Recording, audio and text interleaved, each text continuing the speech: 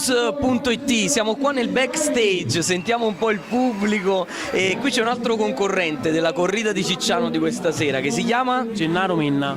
Ciao Gennaro. Gennaro, tu stasera in veste di... Pianoforte. Cioè sei un musicista quindi suoni il pianoforte, ma da quanto tempo suoni il pianoforte? Circa 3 anni. E stasera eseguirai un brano? Un brano di Roma scritto nel 2001, River Flow New. Ma voglio chiederti, sei timoroso hai un po' di paura dei fischi oppure ti aspetti tanti applausi? Chi lo sa? Non lo so, penso più fischi che applausi. Bene, però lo spirito è quello giusto. Vabbè, ti salutiamo e ti ringraziamo per questa intervista qui streetnews.it, la corrida a Cicciano. Grazie.